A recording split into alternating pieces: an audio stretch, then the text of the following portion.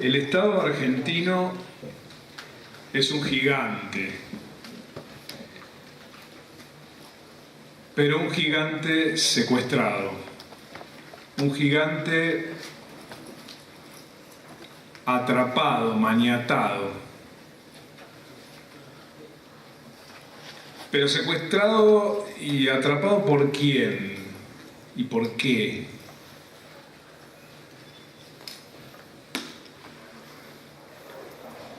Por los distintos grupos políticos que se suceden década tras década en el poder en nuestro país. Y también por todos los intereses de distinto tipo que se asocian a estos grupos y que han tomado al Estado por rehén, que han tomado al Estado por presa, que han tomado al Estado por botín, mediante prebendas, influencias y otro tipo de actos predatorios que terminaron subordinando nuestro Estado a una serie de intereses privados, en definitiva. Las consecuencias de este sistema son bastante claras para todos y podrían ser resumidas en tres para sintetizarlas. La primera de ellas es el hecho fundamental que el Estado democrático republicano ha perdido sus funciones fundamentales, o por lo menos las ha degradado fuertemente.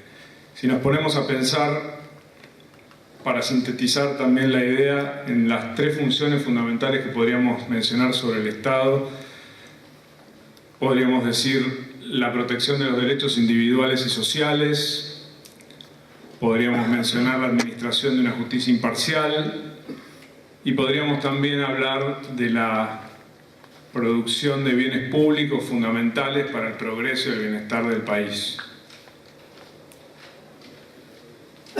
Pero ¿cuáles son las causas de este régimen que nosotros hemos llamado en nuestro seminario como un régimen de colonización del Estado, de apropiación del Estado?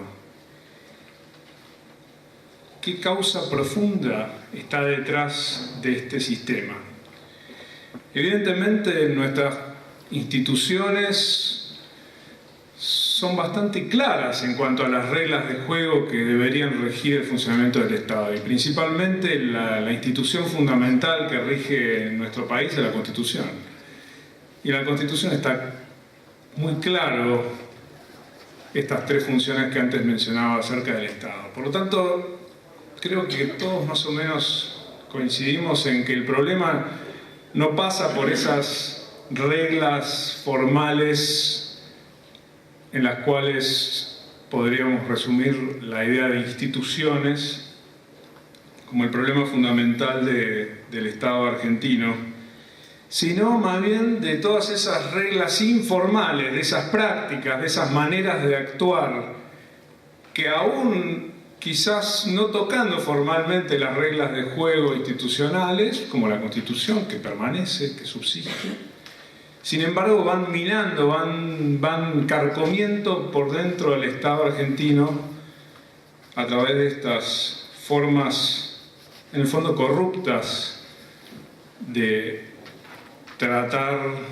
esta institución central para la organización de un país. Por eso nosotros decimos que lo fundamental es tratar el problema de la cultura institucional, no solo de las instituciones en su dimensión formal, sino de la cultura institucional que está por detrás de las instituciones formales.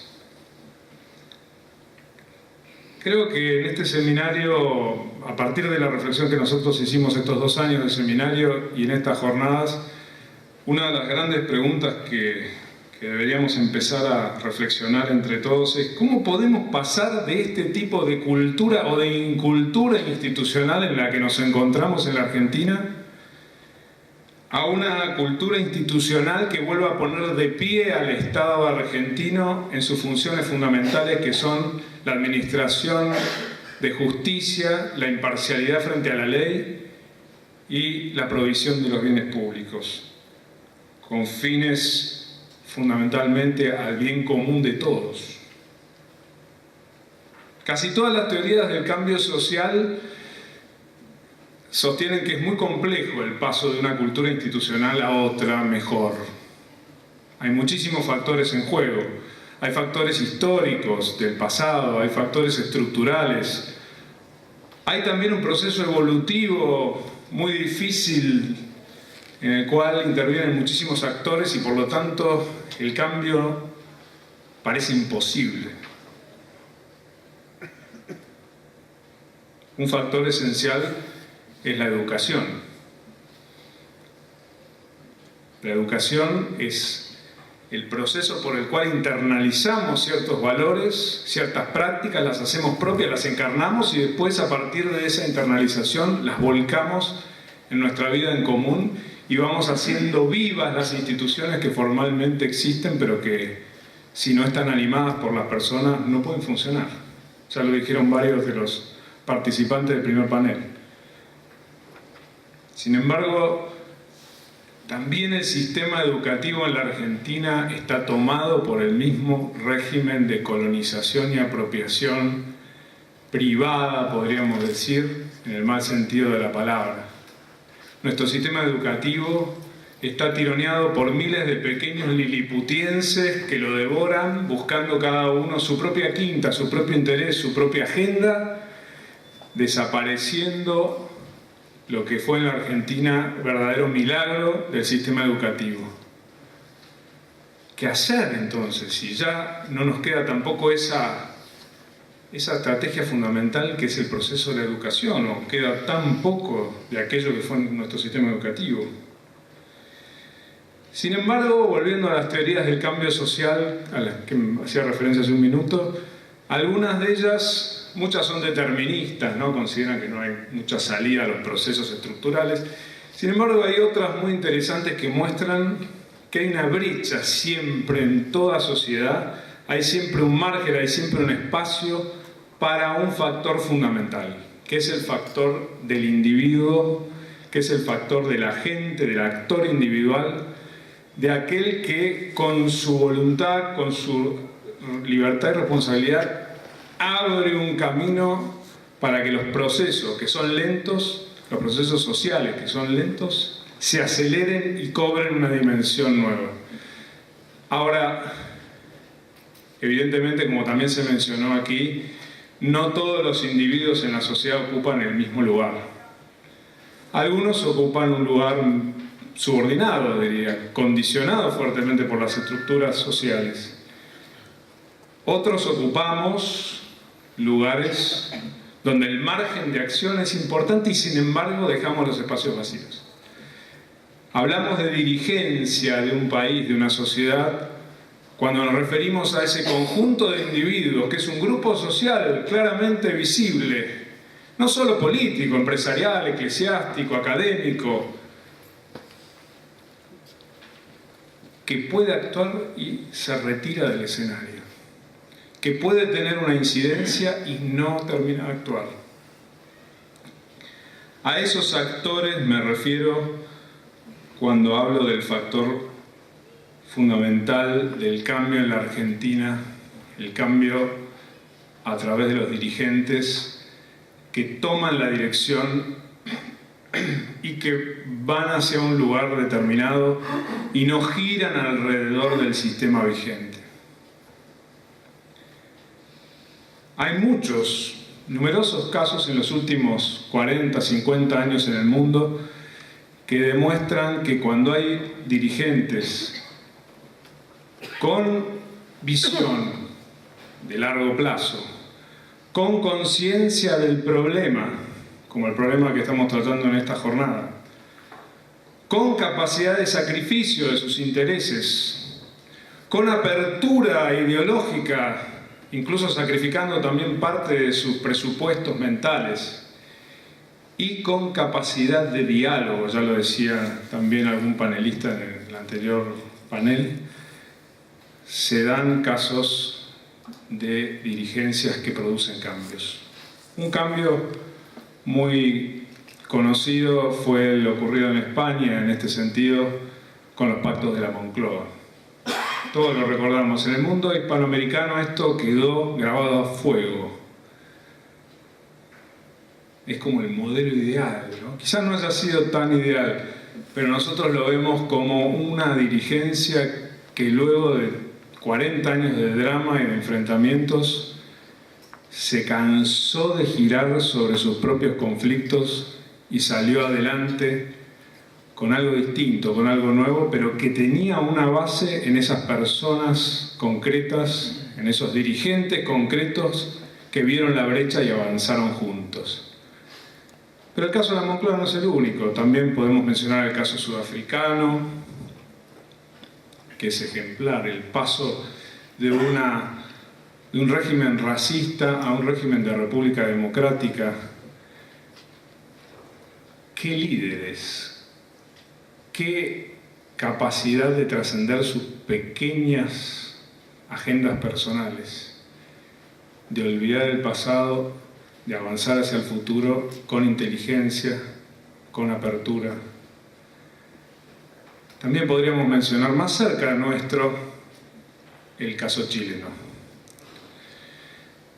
A mí realmente me conmueve el hecho de ver una sucesión presidencial con signos distintos en muchos casos, después del drama que vivió, parecido al argentino, un país hermano, donde vemos una dirigencia coherente que avanza en alguna dirección en beneficio del país. Quisiera decir alguna palabra, para terminar, sobre un dirigente español del Pacto de la Moncloa, que fue Santiago Carrillo, para hablar de alguien concreto, de lo que significa la transformación interna de una persona fundamental para producir el cambio de cultura institucional. En esa foto lo vemos a Santiago Carrillo, que es el segundo viniendo de la izquierda, de los anteojos, aceptando oficialmente la bandera nacionalista española, que era la de Franco, junto a su bandera, la del comunismo, y con eso la aceptación de la monarquía constitucional española, siendo uno de los republicanos que había perdido a gran parte de sus compañeros en la lucha de la guerra civil, en pos de España. A mí esa figura me conmueve, me parece una figura para pensar, para reflexionar y para imaginar si en la Argentina pudiéramos sumar algunas personalidades de este estilo para construir un nuevo país. La gran pregunta es, así como en el pasado hemos podido tener algunos acuerdos fundamentales que dieron nacimiento a nuestro país, ¿podremos lograr algo parecido en el siglo XXI? Yo simplemente dejo esa pregunta abierta y abro a los panelistas las 3 preguntas que hemos preparado en el seminario para ellos.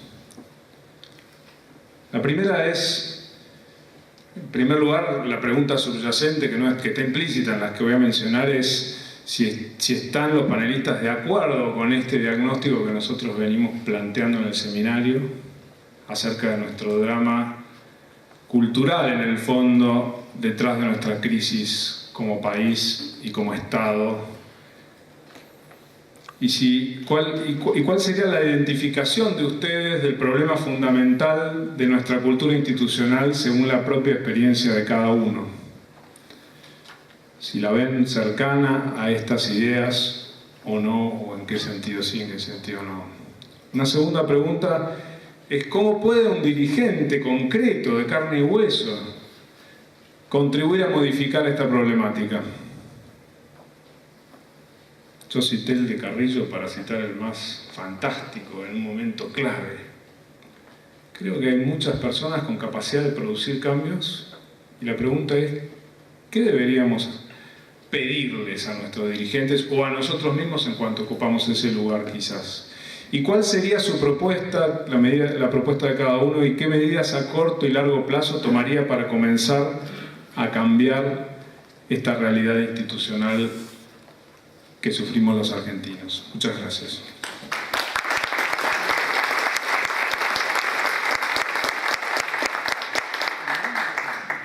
Agradezco las palabras de Carlos Hebel y bueno, a continuación la presentación del panel número 2.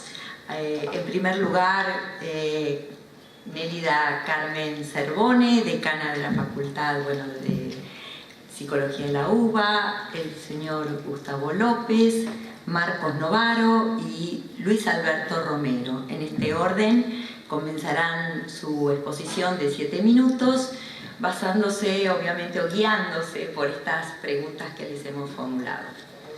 Bueno. Saco esto, ¿te parece?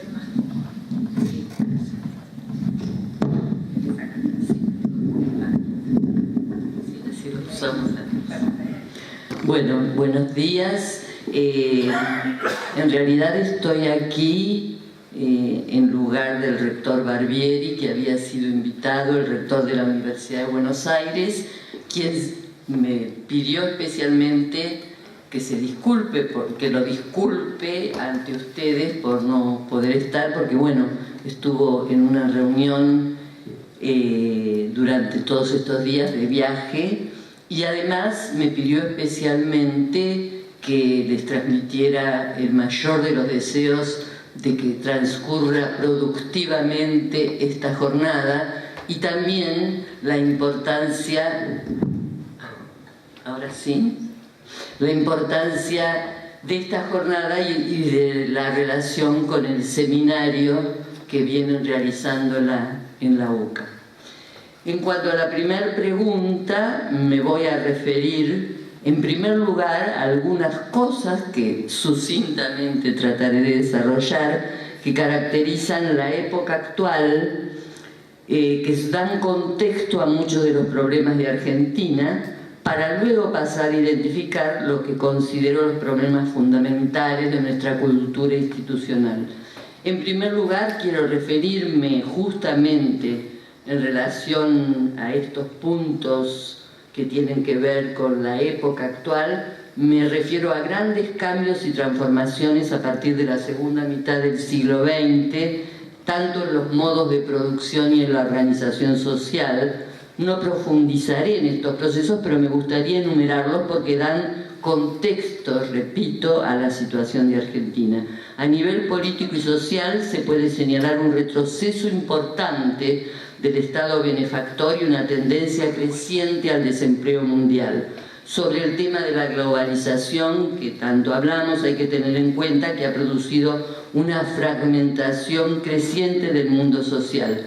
Este proceso se corresponde con una crisis de las significaciones que mantenía cohesionada la sociedad, y han decaído mucho las nociones de Estado, de nación, de justicia, de autoridad, de solidaridad, de democracia y de equidad.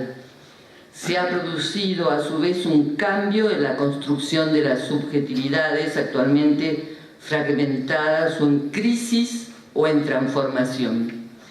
Distintos estudios coinciden en el pasaje de la subjetividad del ciudadano, que caracterizó a la segunda mitad del siglo XX, a la subjetividad del consumidor, cosa bastante debatida y señalada. Esta dimensión para mí señalaría una vertiente de masificación o también de un conformismo generalizado, tanto como de la falta de verdaderos lazos sociales.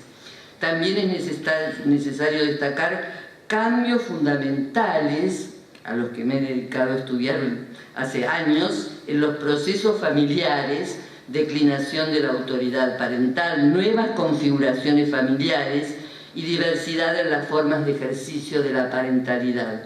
Las instituciones escolares que podrían reparar déficit de los procesos familiares están atravesando cambios y transformaciones que aumentan las situaciones de riesgo en la infancia, tema que me parece de suma importancia. En nuestra región, la globalización económica ha contribuido a la conformación de sociedades segmentadas, en las cuales porcentajes importantes de la población sobreviven en condiciones de pobreza y de precariedad. El aumento de la desigualdad entre los países y al interior de los mismos, como en Argentina, incrementó las situaciones de vulnerabilidad y de exclusión social.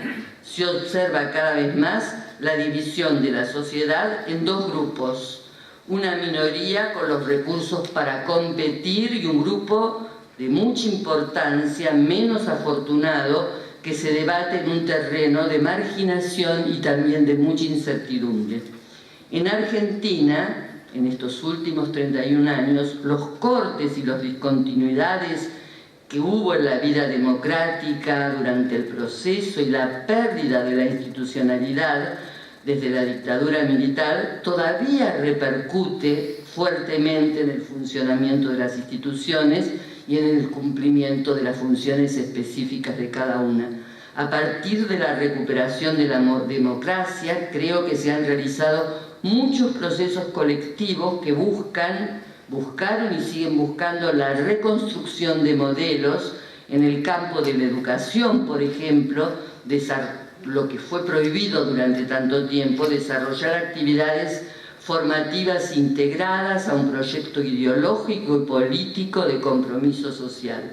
La democracia, que ha sido y sigue siendo un esfuerzo consolidarla, tiene que fundamentalmente como base el respeto de los derechos humanos, de la voluntad popular y de la búsqueda del bien común. Sin embargo, en la actualidad es difícil sostener valores solidarios y es notable el desfallecimiento ético de la sociedad. El fortalecimiento institucional, que sigue siendo un proceso difícil de lograr, se implica estrechamente con las dificultades en el proceso de desarrollo económico. Es importante tomar en cuenta que buena parte de la conflictividad social tiene que ver con la desigualdad estructural generada en estos años. Existe en nuestro país un sector importante en territorios apartados, urbanos o rurales, y algunos de ellos con programas sociales que le aseguran cierta supervivencia. Este tema considero que es de capital importancia y pone en evidencia situaciones sumamente alarmantes. Se describen en otros países, como por ejemplo en Francia, situaciones que muchas veces resuenan en las descripciones que encontramos en Argentina. Ellos hablan de grupos migratorios y nosotros hablamos de otros grupos que no son solamente migratorios, grupos migratorios que sobreviven en las fronteras de los países de la Comunidad Europea o apartados dentro de las ciudades. En estos escritos se habla de ciudades, por un lado ciudades-estado o ciudades-mundo, distinta de lo que ellos denominan un resto humano, que es considerada por fuera de las fronteras, que se las denomina vidas en estado de precariedad o fragilidad, en términos materiales, sociales y económicos, y también anímicos. Esto hace recordar muchas de las descripciones que se hace justamente de marginación y pobreza estructural en Argentina. Tengo muy en cuenta los datos del Observatorio de la UCA, que creo que son sumamente esclarecedores. En cuanto a las instituciones educativas, es muy importante destacar que existe un retroceso en la marca instituyente del Estado como institución reguladora. Esto afecta sobre todo el carácter de la institución, tanto de la familia como de la escuela, que fueron pilares en la modernidad, estableciendo claramente la diferencia de las generaciones.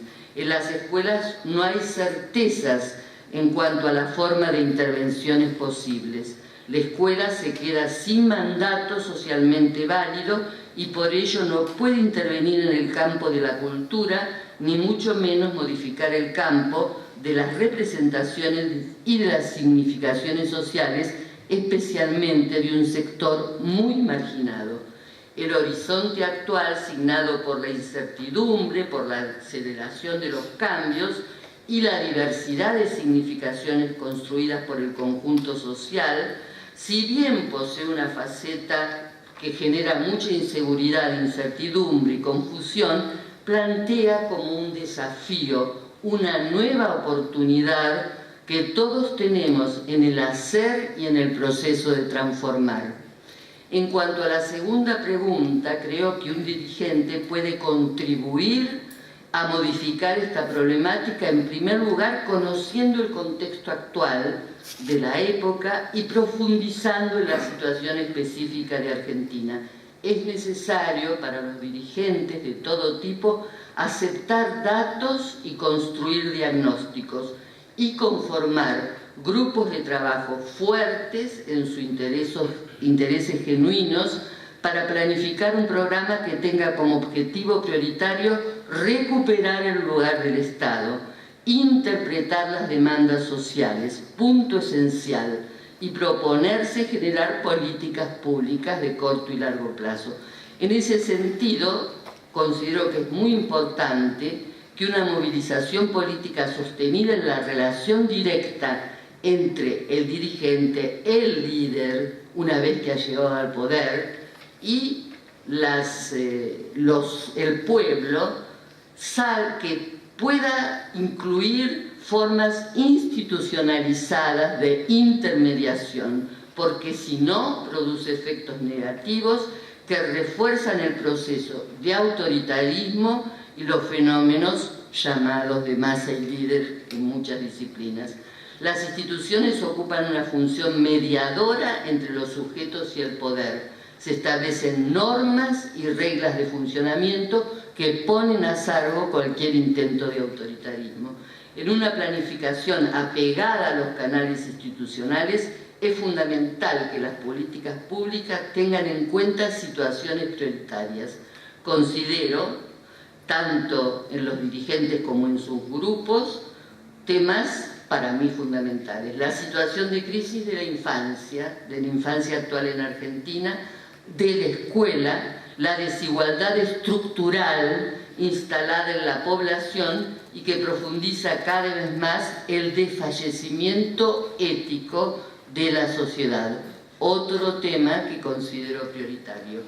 Considero como propuesta fundamental el establecimiento de una nueva concepción de la política social, así como la participación de los distintos estamentos de la sociedad en la discusión y en la identificación de los elementos estratégicos que deben priorizarse.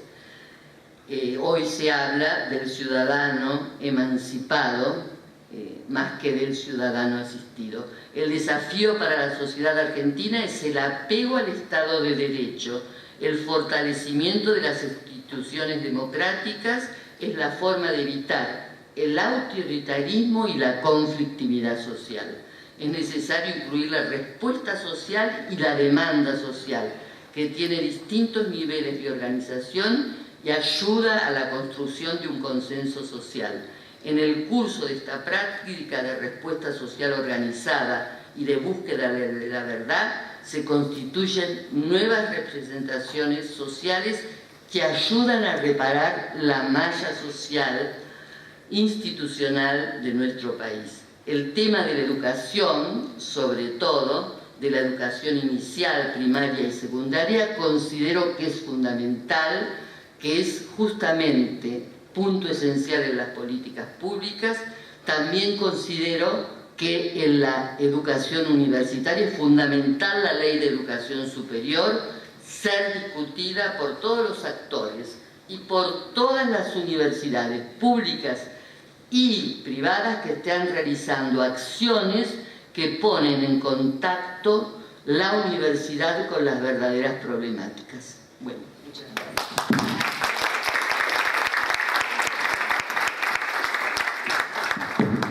Gracias, Elida. Ahora a continuación, entonces, Gustavo López.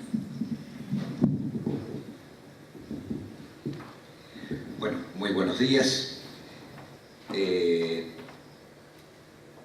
ahí están. Yo soy abogado, periodista, fui secretario de Cultura de la ciudad, he escrito algunos libros sobre cultura y básicamente quiero empezar diciendo que voy a hablar, como dice Leonardo Boff, desde mi punto de vista. Boff tiene algo escrito que a mí me resulta muy atractivo, muy interesante, y dice: todo punto de vista es la vista de un punto. Para saber qué miran esos ojos hay que saber dónde pisan esos pies. Yo voy a dar apenas la vista de un punto y lo voy a hacer desde mi escala de valores filosófica, política, y desde ese lugar voy a hablar. A la primera pregunta, ¿cuál es en su identificación el problema fundamental en nuestra cultura institucional, según su propia experiencia? Y yo creo que el problema fundamental es la falta de cultura institucional de nuestro país. Somos el resultado de lo que hemos sabido construir. Y nosotros recién ahora estamos construyendo, creo yo, desde mi punto de vista, una democracia y un sentido de la democracia. ¿Por qué digo esto? Porque entre 1820 y, creo yo, la muerte de Chacho Peñalosa, vivimos en guerra civil. Y vivimos en guerra civil y un grupo se impuso a otro, y la democracia que se constituyó a partir de allí, una democracia moderna, positivista, con un pensamiento determinado, lo fue muy restringida desde el punto de vista de la cultura institucional. Desde 1853 tenemos constitución en la Argentina. Por primera vez en 1916 consagramos un presidente por elección popular. Es decir, que entre 1853 y 1916 esa constitución, que establecía un sistema, en la práctica votaban las élites, y el nacimiento del radicalismo a partir de 1890, 1891, es la consecuencia de la falta de participación política ciudadana, levantamientos armados, revoluciones, hasta que se consigue en 1912 la ley electoral, la llamada ley Sáenz Peña. Quiere decir que entre 1853 y 1916 tuvimos una democracia renga, donde la Constitución consagraba un sistema que en la práctica no se cumplía.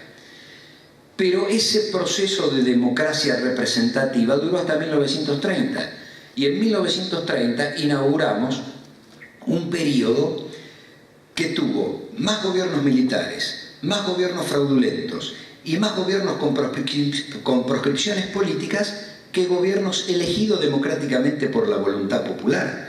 Entonces, ¿qué sistema democrático nosotros, o qué tipo de democracia podemos tener, o qué cultura institucional vamos a tener, si entre 1853 y 1983, 130 años de la historia argentina, fueron más los periodos fraudulentos de democracia restringida, de democracia no participativa, que de democracia plena y real? Y tengo que hacer un párrafo especial, porque me parece que es consecuencia de la democracia que hoy tenemos lo que significó la última dictadura militar, que realmente fue el descenso a los infiernos. Digo, lo que pasó, lo que ocurrió, que uno solo se lo imaginaba en la Segunda Guerra Mundial, viendo lo que habían hecho los nazis. Es decir, la degradación de la condición humana que tuvimos en la Argentina creo que muestra la bajísima calidad institucional que habíamos tenido a lo largo de un siglo y medio. Entonces, a pesar de la introducción que se hizo, yo reivindico este momento del país y reivindico a la política, porque podemos tener gobiernos que nos gusten más o menos, pero la democracia no era un valor en la Argentina. Si no, no hubiéramos tenido tantos golpes de Estado. La democracia no era un sistema que socialmente estaba aceptado como el piso mínimo para llevar adelante cualquier transformación. De hecho, alcanzaba con un sargento de la Policía Federal que sacara al presidente Ilia de la oreja en la Casa de Gobierno, porque no estaba arraigado esto. A partir de este descenso a los infiernos, hemos aprendido, lamentablemente con miles de muertos, que la democracia es lo mejor que nos puede pasar. Y yo creo que hay un cambio profundo y fundamental a partir de 1983. Y creo que la presidencia de Alfonsín fue fundamental. Digo, los hombres no son ajenos a los sistemas. La presidencia de Alfonsín fue fundamental para construir esta democracia actual. Yo creo que, digo, aquí se mencionó el Pacto de la Moncloa, se mencionó al caso chileno, se mencionó al caso de Sudáfrica. Cada país vive y hace la transición como puede, como las condiciones políticas se lo permiten. Argentina fue el único país de América Latina que hizo su transición hacia la democracia sin pactar con los militares que habían gobernado tantos años. Sí pactó Brasil, sí pactó Uruguay, sí pactó Chile, sí pactó Bolivia. Después vienen los conflictos, pero digo, Argentina creo que tiene mucho que ver la guerra de Malvinas y el retiro de los militares para poder haber consolidado una democracia sin estos pactos, que esto no significa sin dificultades. Pero me parece que hoy somos admirados en el mundo por el respeto a los derechos humanos y porque primera vez en la historia se juzgaron crímenes cometidos desde el ejercicio autoritario del poder. Digo, porque si lo dejamos de lado no podemos construir ningún tipo de democracia. Ahora, hemos consolidado un sistema democrático y me parece que, digamos, la única posibilidad de seguir mejorando nuestra calidad democrática es seguir reforzando la calidad de nuestras instituciones democráticas. Creo que el primer paso fue dado, está dado. Ayer se cumplieron 31 años de la asunción del primer gobierno democrático, estamos mucho mejor que antes. La dicotomía que cuando yo era joven estaba al comienzo de los 80, democracia o dictadura, ha sido ampliamente superada. Es decir, hoy en la Argentina nadie piensa construir ninguna política por fuera del sistema democrático y me parece que ese es el paso fundamental. Después viene el otro tema, y es lo que habló acá la decana, los modelos económicos, el rol del Estado, qué papel jugamos, los derechos en abstracto y los derechos en concreto, porque en definitiva lo que hoy está socialmente aceptado es el marco jurídico, el piso mínimo, pero yo creo que con el piso mínimo no alcanza para generar las condiciones que la propia Constitución dice que hay que generar. ¿Cómo puede un dirigente contribuir a modificar esta problemática? Bueno, militando con honestidad política, con ideas, con mucho diálogo y sabiendo que hay puntos mínimos y puntos de debate. Digo, ¿cuál es el modelo? ¿Hacia dónde se va? Es una discusión política. Pero yo voy a mezclar la segunda con la tercera. ¿Cuál sería la propuesta? El tema es el siguiente. Cuando acá se habla de pactos, yo creo que en la Argentina los hubo de manera no explícita. Yo creo que Semana Santa del 87 fue un pacto de la democracia, cuando el presidente de la República, junto con el principal dirigente de la oposición, dijeron que nunca más un golpe de Estado en la Argentina. Me parece que ese fue un pacto implícito de la democracia, y además con el pueblo en las plazas, diciendo que el sistema político había venido para quedarse. El tema es si somos capaces de evitar las políticas pendulares. ¿Por qué? Porque es necesario, para poder mejorar el sistema o la cultura institucional argentina, volver a reforzar el sistema de partidos políticos, que son la representación formal del pueblo. El sistema de partidos políticos en la Argentina está pensado para la Argentina del siglo XX. En el medio sucedió el neoliberalismo, no solo en la Argentina, sino en el mundo, que es una reconfiguración no solo de un sistema económico, sino de un sistema de valores. Pasamos de un capitalismo productivista, es decir, la plata se hace trabajando, y algo muy elemental, digamos, la noción de intercambio que viene desde el fondo de los tiempos. Si yo produzco un bien o doy un servicio, me pagan algo a cambio. Y nosotros hemos tenido una revolución económica, pero también de valores y tecnológica, digo, todo junto, porque en realidad es una revolución de valores. Yo creo que es un gran retroceso en la escala de valores de la humanidad, basado en una supuesta revolución tecnológica, pero que finalmente es un modo de disciplinamiento social muy fuerte, que es el neoliberalismo, donde por primera vez, digo, salvando las esclavitudes y las conquistas y las esclavitudes, digo, pero por primera vez se puede generar dinero y mucho sin producir ni bienes ni servicios. Y esto es un cambio conceptual muy profundo y creo que un retroceso. Hay un investigador brasileño sobre las comunicaciones, Denis de Moraes, de la Universidad de Río de Janeiro, que dice: un brasileño puede estar en un morro con una computadora o un ordenador, una pantalla satelital, no producir ningún bien, no dar ningún servicio, pero ganar plata, hacer ganar plata o hacer perder plata. ¿Por qué? A través de las transacciones financieras. Esto, que antes no sucedía, ahora sucede. Ahora bien, por eso yo hablo de si puede haber un pacto en los límites, es decir, digo, nosotros ya tenemos un sistema político. El tema es si podemos acordar los límites o el piso mínimo de un sistema de convivencia social, cultural, económico. Los 90, o las políticas llevadas a cabo en nuestro país, y yo creo que en el mundo, por el denominado modelo neoliberal, conformaron en realidad un programa salvaje de desmantelamiento del sector público. Acá se habla del Estado. Detrás de supuestos objetivos de racionalizar y hacer más eficiente la economía, se implementó un plan que debilitó las capacidades de la sociedad de regular mercados. Este proceso, basado en la denominada teoría del libre mercado, no solo tuvo influencia en lo económico, en las esferas de lo político, de lo ideológico, de lo social.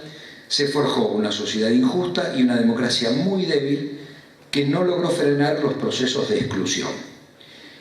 Y uno dice exclusión y no simplemente pobreza, porque el concepto de exclusión ofrece mayores posibilidades de entender los factores que intervienen en la construcción de la desigualdad social, que es pobreza, que es privación, que es precariedad de derechos sociales, falta de acceso a bienes, a servicios, a culturización, es decir, fuera de sistema. Si nosotros tomábamos un obrero metalúrgico en 1974, esa persona tenía una identidad, la identidad del obrero. Vivía seguramente en una casa construida con su salario, en un barrio obrero, tenía un sindicato porque el 98% estaba sindicalizado y tenía vacaciones a través de su sindicato o de su obra social. Si 30 años después tomamos al nieto de esa persona carecía de una identidad. Seguramente el nieto nunca había visto trabajar ni al abuelo ni al padre. Y la única posibilidad que se le ofrecía en los 90 era salir a cartonear. La exclusión es la incapacidad para participar de la vida económica, política y cultural de una sociedad. La decana lo mencionaba. Es un proceso de desintegración social, una ruptura progresiva de las relaciones entre individuo y sociedad. En él operan factores que determinan las condiciones de privilegio y las condiciones de vulnerabilidad. Crea universos de incluidos y de excluidos. Y yo creo que lo que ocurrió en la Argentina de los 90 fue un proceso de construcción social de identidad del excluido. Así como nosotros durante 50 años construimos una identidad social del obrero, de la clase media, de movilidad social, de ascenso, de mi hijo el doctor, en pocos años construimos una identidad del excluido, es decir, de aquella persona que no tenía parámetros, que no tenía referencias. Entonces, habiendo acordado que el sistema democrático, el respeto a la Constitución y a las leyes es el piso mínimo, yo creo que el gran desafío es si somos capaces o no, no sé, de acordar estándares mínimos. Porque si no acordamos estándares mínimos, esto que ocurrió ocurrió hace 15 años, no ocurrió hace 50. Digo, hace 15 años, solo 1 de cada 4 argentinos en condiciones de trabajar tenía trabajo en relación de dependencia con todos los aportes. 1 de cada 4 estaba desocupado y 2 de cada 4 tenían trabajo en negro. Esa sociedad que había dejado al 54% de la población debajo de la línea de pobreza terminó en un estallido social. Entonces, ¿somos capaces de acordar estándares mínimos? Yo creo que el sistema de partidos políticos debería aquí jugar un rol, pero lo que pasa es que tenemos partidos reconfigurados, algunos en los finales del siglo XIX y otros a mediados del siglo XX, que hoy no representan per se las dos grandes corrientes de pensamiento, digamos, una más de centro izquierda y otra más de centro derecha, una neoliberal, otra desarrollista. Digo, hoy no hay dos partidos que expresen distintas posiciones políticas, sino que hay una multiplicidad de partidos que incluso se repiten en los dos campos de los modelos económicos, sociales o culturales. Entonces, si no podemos establecer estándares mínimos, obviamente que la tensión y la puja va a seguir. Y me parece que el otro gran desafío, y con esto termino, ya no es democracia-dictadura, superado por suerte, y creo que hasta el final de los tiempos, sino que es el rol de los factores de poder respecto de la democracia. Es decir, la democracia formal respecto fundamentalmente a los factores de poder económico, que tampoco es un problema de Argentina, es un problema del mundo, de la concentración económica. Y pongo un ejemplo, digo, la empresa Bodnia en Uruguay produce el 25% del Producto Bruto Interno de Uruguay.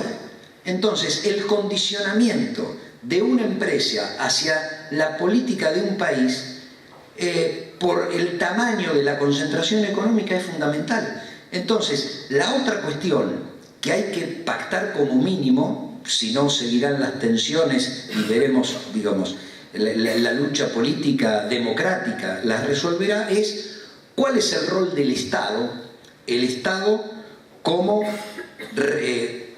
no solo como gobierno, división de poderes, digo, el rol de cada una de las instituciones, pero digo, ¿cuál es el rol del Estado frente al poderío de los grupos económicos concentrados? Vuelvo a repetir, fenómeno mundial.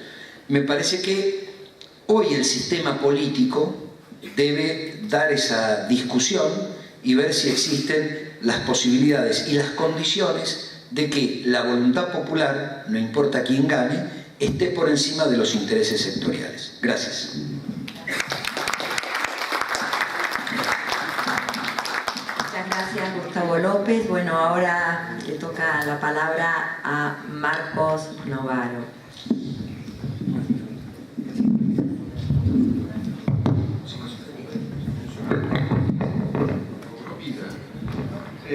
Buenos días, bueno, muchas gracias por la invitación. Aunque no sé si voy a poder contestar esas preguntas tan complicadas que se plantean, digamos, sobre soluciones y demás, voy a tratar de avanzar un poco sobre algunas ideas de quienes me precedieron en el uso de la palabra, sobre las crisis y los problemas institucionales y de cultura institucional, tratando de identificar un poco algunas de las tendencias de la etapa democrática, digamos, ¿no? Me parece que sería bueno enfocarse, digamos, en qué ha hecho la democracia para mejorar la cultura institucional en nuestro país. Y ahí, digamos, me parece una respuesta inicialmente un poco frustrante, ¿no? Que es la democracia en Argentina ha logrado durar, ¿no? Ahora, no parece que esté en condiciones de mejorar, ¿no? Y me parece que hay una enorme diferencia entre las dos cosas, ¿no? La democracia es, en principio, un método para elegir gobierno, ¿no? Y ese método se usa, se cumple, ¿no? La gente va a elecciones y efectivamente ha llegado a ser el único juego en la ciudad, digamos, ¿no? O sea, es aceptado que ese es el juego que hay que hacer para llegar al poder y para ejercer el poder. Ahora, la democracia también se supone una promesa de que, jugando ese juego, los gobiernos cada vez van a ser mejores. O sea, que vamos a tener una progresiva mayor calidad institucional si todos jugamos ese juego. En el medio han pasado cosas que hacen que ese resultado no se consiga, ¿no? Jugamos el juego, pero los gobiernos no son cada vez mejores, ¿no?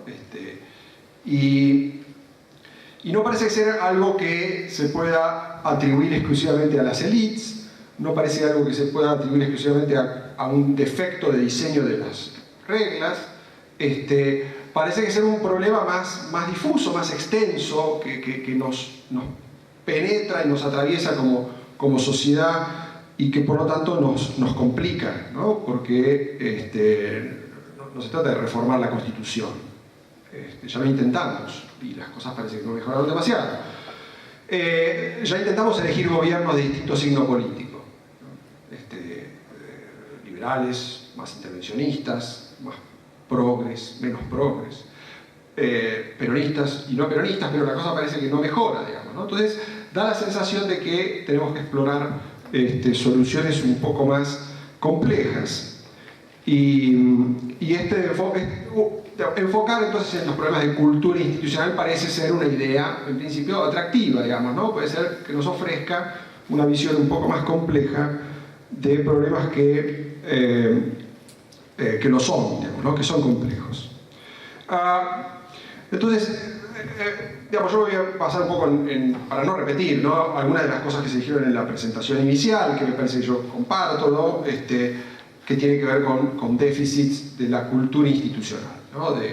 Tenemos problemas como sociedad para cumplir las reglas, ¿no? Lo que se llama habitualmente la anomia social, ¿no? Esa propensión a burlar la ley, que está muy extendida, digamos, en distintas capas sociales, en las élites, en la masa, en pobres, ricos, etcétera, etcétera. Eso da lugar a una práctica muy extendida de distintas variantes de la corrupción institucional, ¿no? La idea de que el Estado está ahí para apropiarse de él, que hay que sacar provecho de las oportunidades que tenemos de usar lo público, y que no hay una penalización por eso, sino más bien hay una imitación, digamos, ¿no? O sea, que quienes no usan esos recursos en provecho propio, a veces lo condenan, pero lo condenan hasta el momento que tienen la oportunidad de sacar provecho, digamos, ¿no? O sea, que el problema de la imitación está mucho más extendido que el de la censura.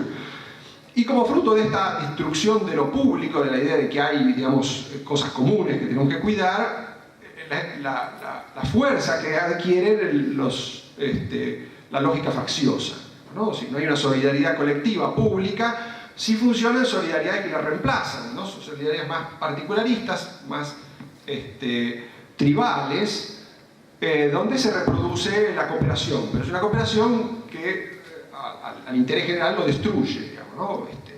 Y bueno, hay una serie de conceptos que me parece describen este círculo vicioso de anomia, corrupción y faccionalismo que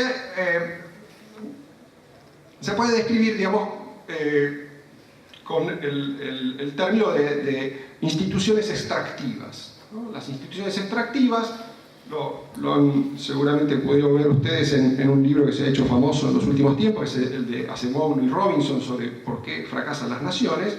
Pues ellos describen instituciones extractivas como una combinación de estos elementos, más algunos otros, digamos, que hace que la cooperación social sea muy baja, que no hay respeto por los derechos individuales y no hay incentivos a la competencia abierta y a la cooperación social, y por lo tanto que la economía funciona a través de la extracción de rentas, ¿no? De grupos que se apropian de ciertos recursos gracias al poder que circunstancialmente o más permanentemente ejercen sobre otros grupos. Bueno, los países donde predominan instituciones extractivas pueden ser formalmente democráticos, pero eso no les permite desarrollar buenas instituciones para el desarrollo ni el desarrollo económico, ni la integración social, ni tampoco para la convivencia política, ¿no? Estas lógicas extractivas llevan a un funcionamiento muy decepcionante en todos estos terrenos. Bueno, hasta aquí me parece que uno puede decir, bueno, naturalmente tenemos que pasar de estas instituciones extractivas a instituciones inclusivas, ¿no? ¿Cuáles serían las instituciones inclusivas? Aquellas donde se respetan las leyes, hay gobierno de la ley, bueno, hay cierta transparencia y hay cierta competencia y se premia el mérito y el esfuerzo y se castiga a la corrupción y demás, y por lo tanto la democracia puede funcionar en un contexto institucional de calidad, ¿no? Y eso va a generar más inversión, más cooperación social, menos conflicto faccioso y progreso económico. Bueno, ahora hay una pequeña dificultad, digamos, ¿no? Pasar de las instituciones extractivas a las inclusivas no es fácil, ¿no? O sea, hay problemas muy serios en el tránsito de una cosa a la otra. Y yo creo que además en el caso argentino hay otro problema, digamos, que me parece que es aún más, vuelve nuestra situación un poco aún más problemática, que es que en verdad no solamente tenemos instituciones extractivas, sino que tenemos instituciones que son falsamente inclusivas, que en ciertos aspectos son aún más complicadas de reformar, ¿no? Y voy a dar solamente dos ejemplos, espero que sean gráficos. Uno es los mecanismos de ingreso al mercado laboral y al acceso a ingresos, ¿no?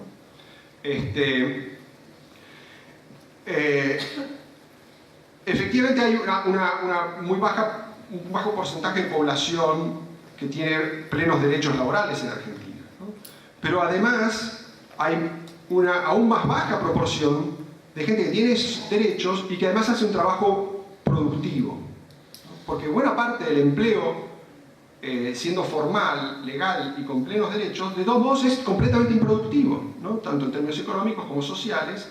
Buena parte del empleo público, su productividad es cercana a cero, ¿no?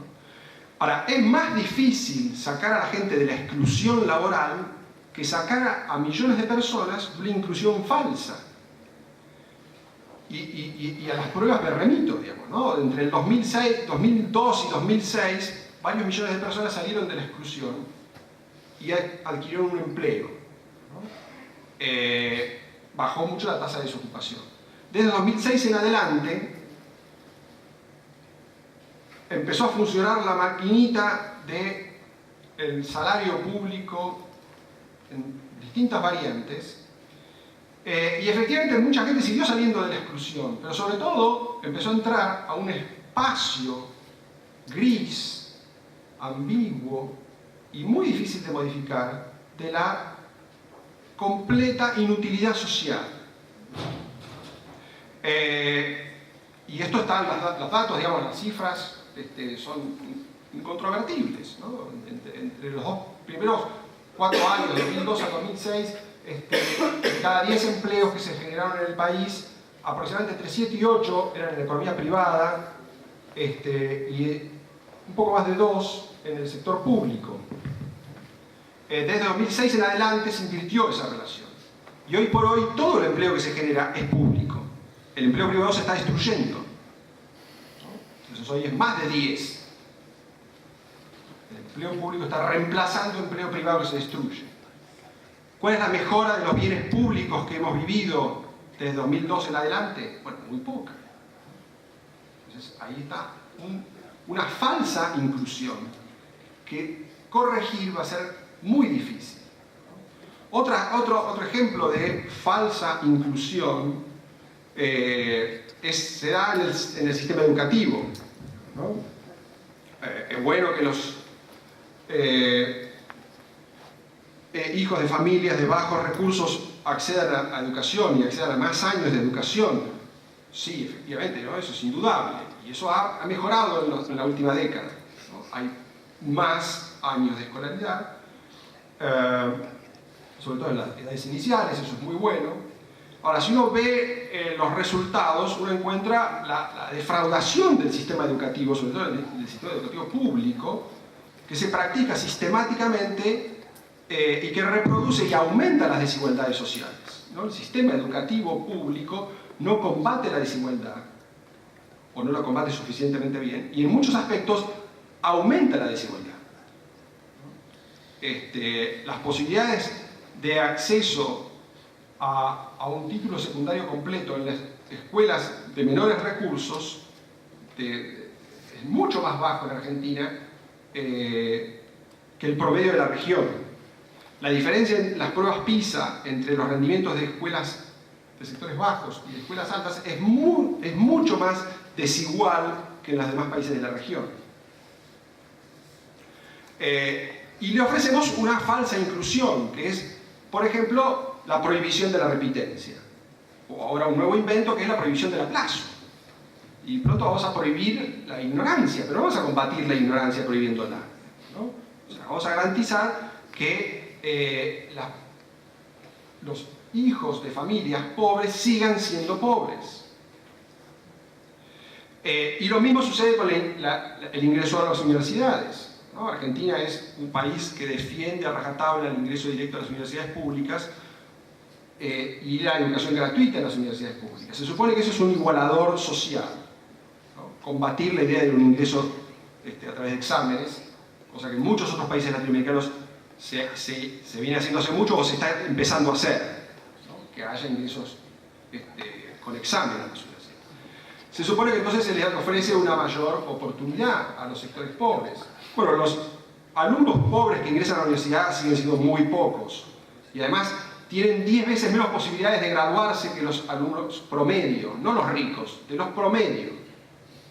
Y en las escuelas, en las universidades públicas hay cada vez más un porcentaje cada vez mayor de graduados de escuelas privadas, que además son la gran mayoría de los que se gradúan en las universidades públicas. Quiere decir que nosotros financiamos a estudiantes que han sido bien formados o relativamente mejor formados en escuelas primarias y secundarias privadas con recursos públicos, mientras defraudamos a los estudiantes de escuelas públicas y de hogares pobres.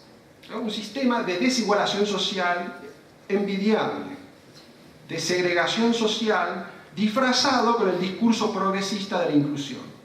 Un fraude. Entonces, corregir este sistema es mucho más difícil que corregir la exclusión. Porque ante todo lo que hay que dejar es dejar de mentir. Entonces yo diría que lo primero que hay que sugerirle a los actores políticos es que dejen de mentir. Muchas gracias.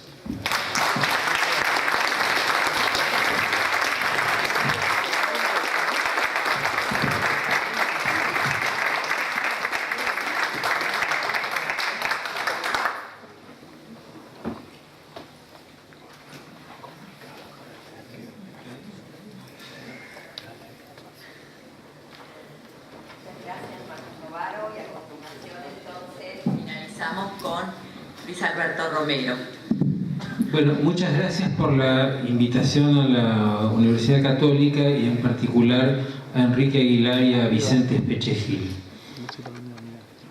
Voy a referirme a un problema cultural e institucional muy importante, que es el deterioro de nuestra cultura estatal.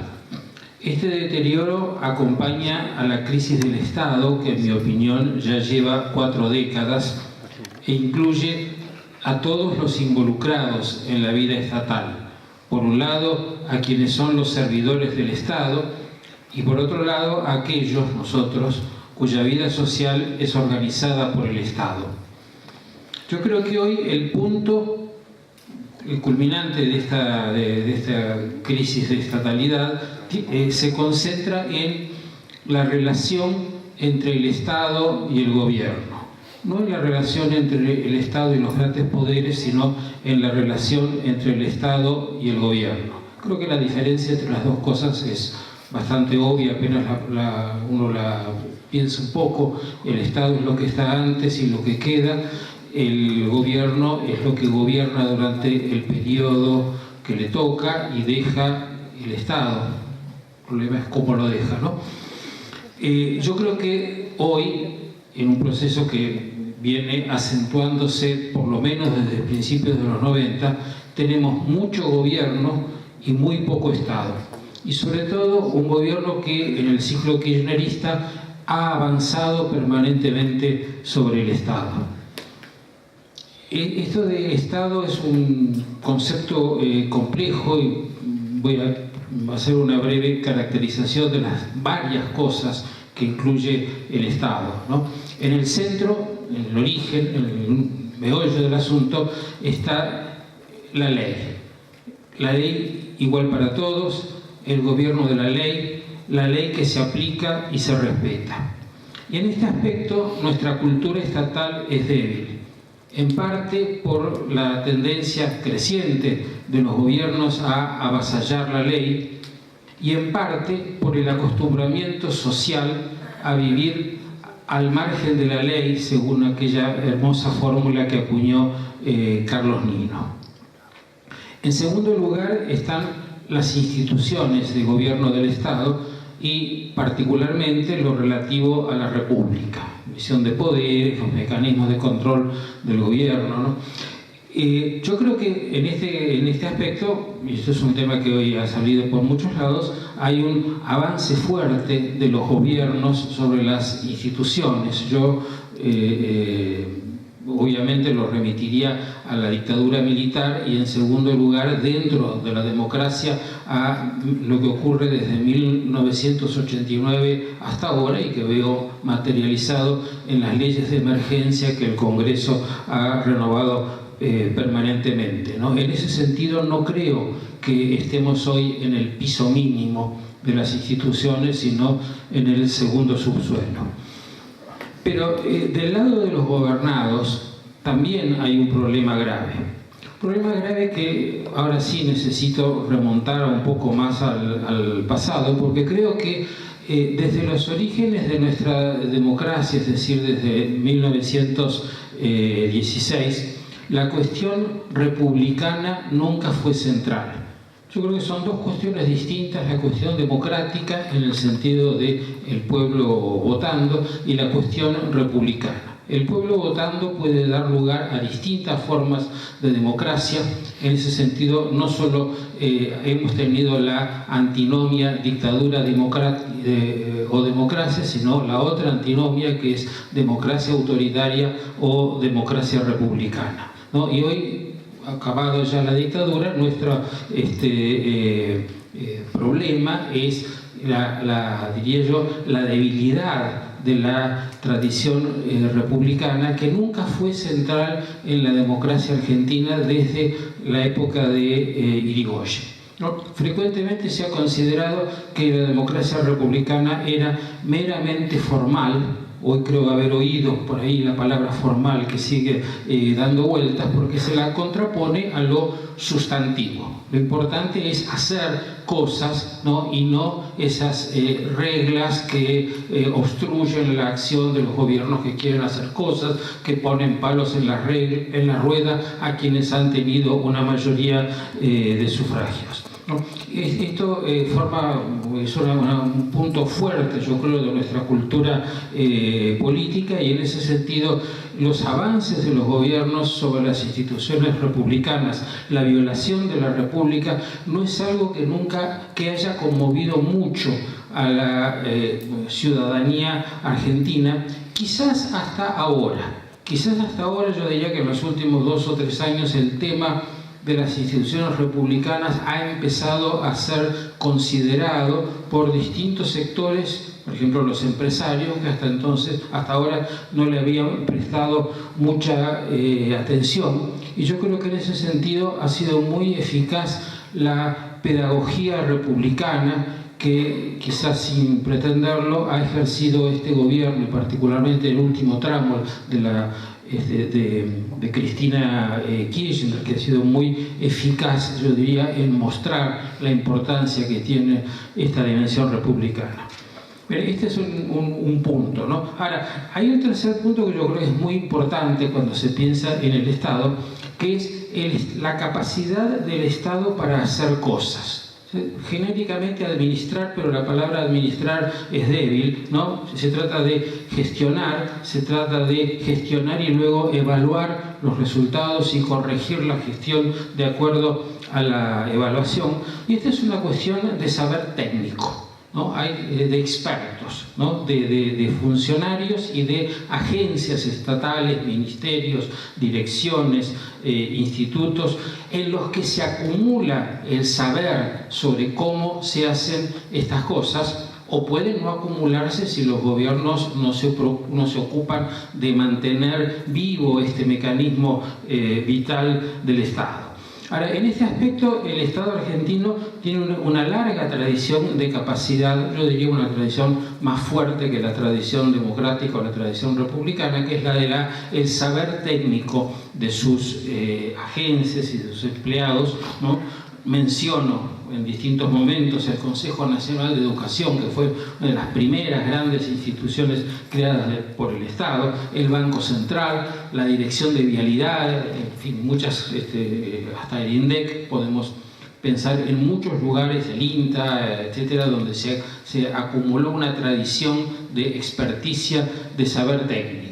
Ahora, aquí es donde yo veo que la capacidad del Estado viene decayendo en las últimas 4 décadas. Desigualmente, hay unos que cayeron primero, otros que cayeron después, ¿no? Y aquí encuentro 2 factores. Uno que me parece fundamental, que es la acción de estos gobernantes que se han ido desinteresando por el Estado, o sobre todo avanzando sobre él, tratando de liberarse de los límites y de los controles que pone el Estado, y que en muchos casos son los puestos por estos funcionarios que saben y dicen, no, así no se pueden hacer las cosas, ¿no? Entonces estos funcionarios son poco funcionales para gobiernos que concentran el poder, ¿no? Y luego, yo creo que también, y estoy tratando de mirar las cosas de los 2 lados, de los gobernantes y de la sociedad, me parece que en la cultura estatal se introdujo una fisura bastante nefasta, ¿no? Que es esta idea muy popular y falsa de que en la época militar se sintetizó en esa frase: achicar el Estado es agrandar la nación, ¿no? Confundiendo 2 cosas. Una, el Estado engordado, lleno de empleados públicos que no hacían nada, y por otro lado, el Estado básico, que es el que hace cosas que son indispensables. Y la verdad es que en las reformas estatales se mezclaron las 2 cosas. Como dicen los ingleses, por la bañera se fue junto con el agua sucia el bebé, ¿no? Es decir, se fueron muchas cosas que el Estado no necesitaba, pero se fue también lo esencial, empezando por los servicios públicos que el Estado administraba universalmente, y también en muchos casos aquellos funcionarios que sabían cómo se hacían las cosas, ¿no? Muchas oficinas fueron liquidadas, los planteles de funcionarios fueron diezmados, y sobre todo, una cosa bastante importante, se corrompió la noción de servicio público y de ética del funcionario. Esto es un tema interesante que valdría la pena estudiar más, ¿no? Porque aquí es donde entra este costado cultural del ejemplo, ¿no? Si el presidente es, de un cierto modo, el último empleado, finalmente de alguna manera va a reflejar esto que los dirigentes hacen, ¿no? Otra vez me parece que en estas 4 décadas, estos últimos 10 o 12 años están, digamos, batiendo el récord. El último aspecto, el más de fondo del Estado, se refiere a las políticas que el Estado ejecuta, las maneras como se elaboran y cómo consiguen el apoyo de la sociedad para sostenerse en el tiempo y generar lo que al cabo de este proceso es lo que llamamos políticas de Estado, que no son pensadas desde el comienzo como políticas de Estado, sino que van convirtiéndose a fuerza de ser mantenidas por los distintos gobiernos, ¿no? Idealmente, yo creo que hay en la elaboración de estas políticas el Estado tiene una función muy importante en el comienzo y en el final. En el comienzo proponiéndolas, poniendo a la discusión pública iniciativas, como fue, por ejemplo, en el año 80 el programa de la educación común universal, ¿no? Y son propuestas que salen de los gobernantes, pero si las cosas funcionaran bien, también del conjunto de los altos funcionarios, ¿no? Que son la base técnica y sabia del Estado. Ahora, en una sociedad republicana y democrática, esto es el comienzo de una circulación que recorre el Congreso, los partidos políticos, la prensa, los foros como distintos lugares donde se organiza la opinión pública, las manifestaciones, las redes sociales, ¿no? Y al cabo de este círculo virtuoso, estoy hablando casi de un ideal, no de algo que se realice así efectivamente, al cabo de este círculo virtuoso en el cual no se trata exactamente de consenso, sino de discusión fuerte, franca, abierta, entre alternativas diferentes, discusión en la cual alguien gana, ¿no? Pero que al ganar ha incorporado los puntos de vista del otro y a la recíproca, ¿no? Al cabo de este proceso, estas iniciativas o bien son rechazadas, como ha pasado en muchos casos, o bien son aceptadas, corregidas, mejoradas y devueltas al Estado, al núcleo que dirige, para que las instrumente, ¿no? Y cuando han pasado por este círculo es cuando esas iniciativas pueden durar bastante tiempo, ¿no? Hay una frase de Durkheim que a mí me encanta y que repito siempre, ¿no? Que es: el Estado, además de otras cosas, es el lugar en donde la sociedad reflexiona sobre sí misma. Y para esto se requiere un Estado en forma, un Estado con agencias y funcionarios y gente que sepa, y se requiere una sociedad con cultura estatal. Y de las dos cosas la Argentina está muy floja, ¿no? Y viene estando muy floja, en mi opinión, desde hace 4 décadas, y cada vez más. ¿Qué puede hacer un dirigente? Es una pregunta un poco genérica, pero la voy a concretar en un caso. La relación entre un empresario y un funcionario estatal. Idealmente, un empresario es el que tiene la función de crear la riqueza y el otro, el funcionario estatal, el de velar, el de cuidar el interés general o el bien común. Pero sabemos que desde hace bastante tiempo en la Argentina, desde hace mucho tiempo, ¿no? Es cada vez más normal y aceptado que el primero lo que espera es una prebenda que le permita una renta monopólica dada por el Estado, y lo que espera el segundo es recibir una parte de esa ganancia extraordinaria bajo la forma de coima, y ambos a costa del interés general, ¿no? Es fácil proyectar este ejemplo a otros campos, y otra vez debo decir que esto viene creyendo, y lo que en la década de los 90 nos pareció a algunos por lo menos asombroso, ¿no? De esta transformación del menemismo y de la creación de eso que se llamaba la carpa chica, ¿no? Ha sido ampliamente superado en la década kirchnerista. Yo diría, se ha llegado a una especie de síntesis hegeliana en la que desde el mismo gobierno se organiza el interés monopólico que el gobierno protege, ¿no? En ese sentido, retomando una frase que a Kirchner le gustaba mucho, hay un triunfo de la política. En este caso, el triunfo de la política ha sido construir desde la política uno de esos grandes intereses concentrados que hoy se mencionaban, ¿no? Se trata de un círculo vicioso, que las dos partes son copartícipes, ¿no? A los empresarios no les gusta mucho oír esto y dicen que ellos en realidad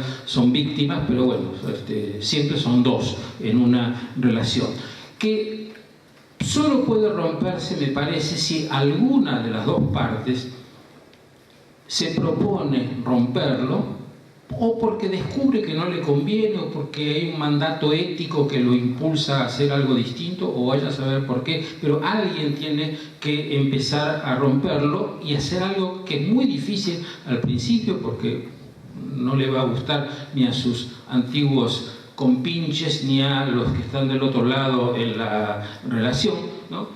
Pero es aquí donde me parece que la voluntad política, la voluntad empresarial pesa, ¿no? Y ojalá estos foros sirvan para animar a la gente.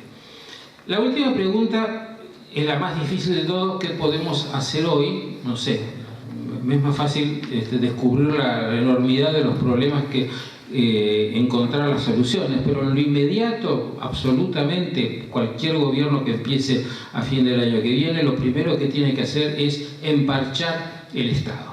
Por ejemplo, en cada una de las dependencias importantes hay un montón de funcionarios arrumbados, mandados a algún rincón, que son los que saben, ¿no? Y cuyos lugares han sido ocupados por los jóvenes de la Cámpora, por ejemplo. Bueno, lo primero que hay que hacer es volver a juntarlos. El Banco Central está lleno de gente que sabe y no hace nada. Yo tengo un amigo que está investigando su tema desde hace 8 años o 10 años, ¿no? Y es un tipo que tiene un alto puesto en el Banco Central, que sabe muchísimo, pero al cual no le preguntan nada. De modo que hay materia para empezar a emparchar y poner en marcha este Estado lleno de remiendos para que en la acción se vaya rearmando gradualmente, ¿no? Hay que empezar, hay que remandar el bote y tratar de capear el temporal en un bote remendado. Una imagen que yo escuché por primera vez en los sótanos de la parroquia, de la iglesia de la del padre Brown, donde Criterio hacía unas reuniones poco clandestinas, Santa Catalina, ¿no? Reuniones clandestinas para pensar qué se hacía con la crisis, año 2002, ¿no? Y que 12 años después sigue pareciéndome aplicada, ¿no? Aplicable, ¿no es cierto? Más a largo plazo creo que la reconstrucción de la estatalidad tiene que ver con que el Estado se muestre y muestre que es capaz de hacer cosas. Y esto de mostrarse, para entrar en lo que es para hablar de lo que es el gran problema de la Argentina, que es el de la exclusión, tiene que ver con que en cada barriada, en cada territorio, como lo definen hoy los punteros, ¿no? Haya un policía honesto, un buen maestro, un buen médico y quizás un fiscal confiable, ¿no? Esta enumeración, con los adjetivos correspondientes, muestra que esto es sí un proyecto de largo plazo, ¿no? Una política de Estado que al final permitirá a la sociedad recuperar la cultura de estatalidad que hoy me parece que está muy, muy floja. Muchas gracias.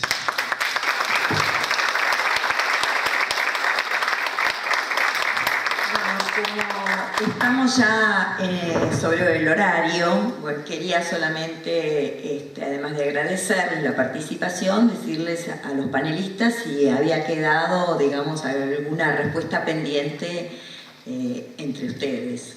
Nada más que eso, porque no da lugar para generar un debate, digamos, mayor.